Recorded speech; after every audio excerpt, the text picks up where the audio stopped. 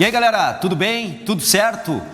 Várias perguntas, coloquei um post assim, ó, sem nenhuma intenção de gerar polêmica. Não é que gerou polêmica, mas gerou muita curiosidade da galera. Não era esse o objetivo.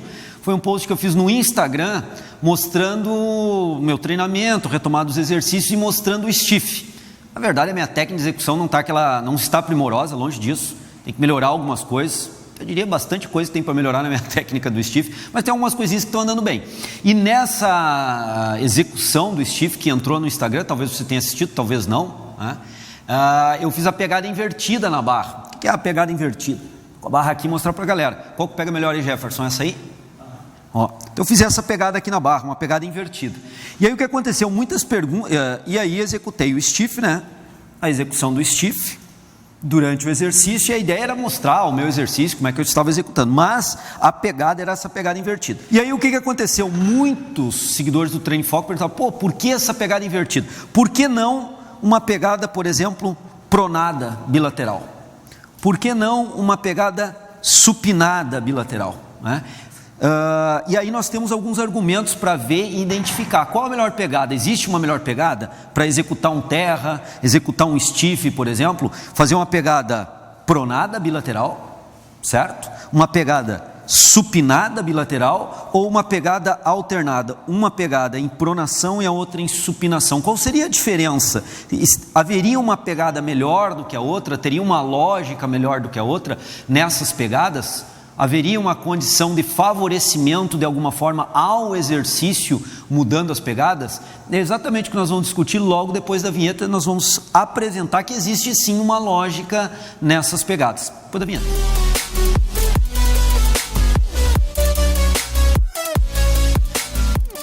Bom, como o Caio não está aqui, não está falando de vinheta, estão acostumados a deixar para ele para a vinheta, né? Não, ele está aqui, só que ele não está gravando, deixar claro, porque ele já ficou meio chateado do último vídeo aí que eu não registrei bem o Caio. Bom, galera, vamos para o que interessa. O Caio aqui fica só de fora pentelhando e atrapalhando o trabalho. Então, vamos lá. Quando eu faço uma pegada supinada, né, para fazer um terra, um stiff, por exemplo, a barra, como ela está sobre ação gravitacional junto com as anilhas que eu estaria sustentando na barra, lógico, aqui eu estou só com a barra, e a lógica é demonstrar simplesmente a empunhadura, a pegada, não é treinar. E se eu vou aqui fazer um terra ou fazer um stiff em pegada supinada, o que isso onera no exercício? Na técnica geral do exercício não vai onerar em nada. Posicionamento da coluna, manter a estabilidade, as curvaturas, fazer o movimento em flexão do quadril, manter o posicionamento adequado do joelho, estabilidade do corpo, entre outros fatores que nós já gravamos aqui no Treino em Foco. Bom, mas e a pegada? A pegada dessa forma, como a barra está sob ação gravitacional, ela tende a rolar. Isso que nós temos que observar bem agora, o Jefferson está pegando em câmera fechada, que ela tende a rolar com os dedos para baixo, ela tende a fazer isso aqui, esse movimento. E esse movimento, para ser evitado de ser mantido em pegada, ele exige dos flexores interfalangianos, metacarpofalangianos e empunhadura do punho. Músculos flexores interfalangianos, que é esse movimento que eu faço agora aqui, dos dedos, né? Traduzindo para o popular, metacarpofalangiano, que é esse movimento que eu faço agora aqui, dos metacarpos e a falange proximal, metacarpofalangiano, e do punho também, para manter essa posição que tende a estender o punho e abrir a mão. Abrir a mão é estender a articulação interfalangiana e a articulação metacarpofalangiana. Se eu fizer a pegada pronada, a mesma situação ocorre. Agora lembrando, pegada pronada bilateral. A mesma situação de abertura também vai acontecer, de extensão interfalangiana e metacarpofalangiana, além da empunhadura do punho também, para manter essa posição, uma posição firme. E quanto maior a quilagem, maior a exigência dessa musculatura da pegada, assim que eu estou registrando, essa musculatura da pegada. Bom, então as duas pegadas, tanto pronada quanto supinada, nesse sentido, exigem uma capacidade maior do praticante da musculatura metacarpofalangiana, interfalangiana e do punho. E por isso que muitas mulheres, eu tenho uma experiência nisso, no sentido de que muitas praticantes que não têm uma boa base de empunhadura sentem muito essa região e até a região do punho da própria mão ao fazerem um stiff por não terem força de empunhadura e de pegada. E aí dificulta a manutenção. Às vezes a dificuldade não se encontra nem na própria execução do exercício, se encontra na empunhadura. E o aumento de quilagem não pode ser feito porque a pessoa não consegue manter uma boa empunhadura ao longo da série, manter uma boa posição de pegada sobre a barra ao longo da série, por falta de força nesses músculos que eu descrevi, em função dessa tendência de rodar a barra que eu também acabei de descrever. Muito bem, agora a pegada pronada de um lado e supinada do outro lado, o que acontece nessa condição? Aqui é um fato importante, diferente da pegada bilateral supinada e da pegada bilateral pronada. Quando eu faço invertido, na mão, quando a barra tende a descer, ela tende a descer na minha mão direita. Como eu estou em pegada supinada, a barra tende a rodar num sentido. Aqui no caso, em relação à câmera, no sentido horário. Só que na mão esquerda, que eu tenho a pegada pronada, a tendência da barra é rodar no sentido oposto. Então aqui roda no sentido horário e na pegada pronada, em relação a essa câmera que está agora pegando, roda no sentido anti-horário. Como agora a pegada e a barra tende a descer e rodar numa mão no sentido horário e no sentido anti-horário, e eu tenho essa pegada invertida, pronada e supinada, eu tenho um efeito contra-rosca. O que é o efeito contra-rosca? Enquanto tende a rodar para um lado numa mão, na outra mão tende a rodar para o outro. Então isso há um certo equilíbrio. E se vocês fizerem um teste prático, uma experimentação prática, em pegar uma barra com pesos elevados, somente pronado, e testar essa tendência de abertura da mão, que eu estou fazendo agora aqui, vocês vão perceber que vai ser mais exigida a musculatura do antebraço. Da mesma forma, vai ser mais exigido a musculatura do antebraço ao fazer as duas pegadas supinadas. Agora, quando fazemos e criamos o efeito contra-rosca, a exigência para essa musculatura que faz a pegada vai ser um pouco menor. Isso é vantagem? De certa forma, sim. Porque aquelas meninas que eu comentei antes, aquelas gurias que eu comentei antes, que o problema não estava na percepção e na técnica de execução do stiff, o problema não estava na capacidade muscular em executar o stiff, o problema estava na fraqueza da empunhadura.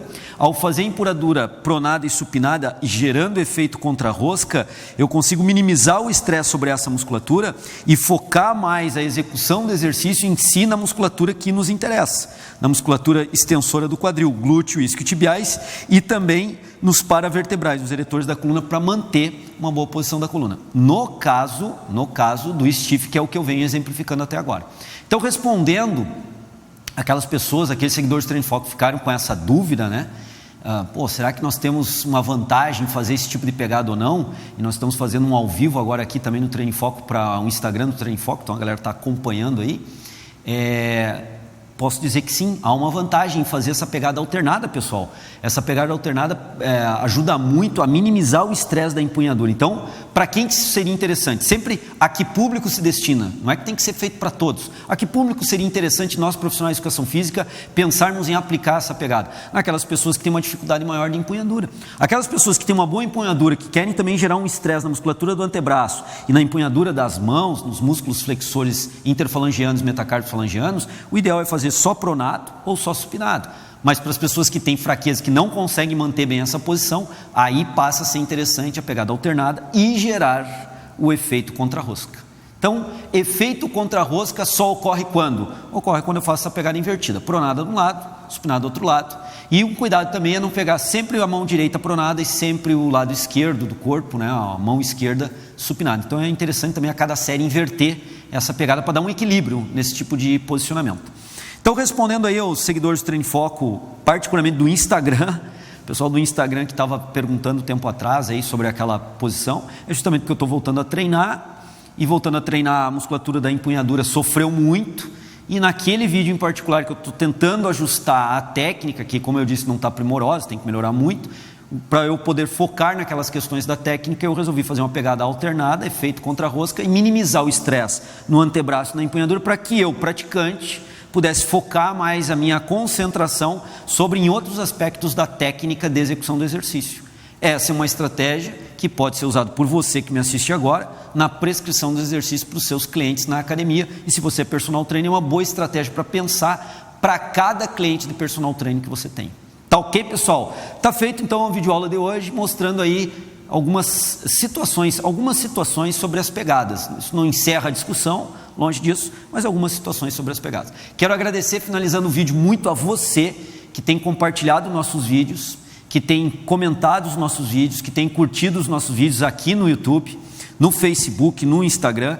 Quero agradecer demais essa interação. Vocês são o motivo do Treino em Foco existir. A gente trazer, trocar informação, ver o que vocês estão colocando, elogios, críticas construtivas, sempre muito bem-vindo. Então, muito obrigado mesmo. Se você gostou desse vídeo também e não está inscrito no canal, convido a se inscrever no canal, assinar, marcar o sininho para toda vez que nós tivermos um vídeo novo, você ser comunicado sobre isso, poder assistir um vídeo novo aqui no canal ou no nosso site do Treino em Foco. Tá ok, pessoal? Valeu, pessoal do Instagram, valeu, pessoal do canal do YouTube e demais mídias do Treino em Foco. Até a próxima, um grande abraço. Se você quer se qualificar na atuação profissional de personal trainer, ou você ainda não é personal trainer, é acadêmico, mas pretende futuramente, pós-formado, atuar nessa área de personal trainer, não se esqueça de se cadastrar conosco e ficar atento aos nossos comunicados sobre a nossa formação continuada em personal trainer. Nós estamos divulgando nas nossas mídias.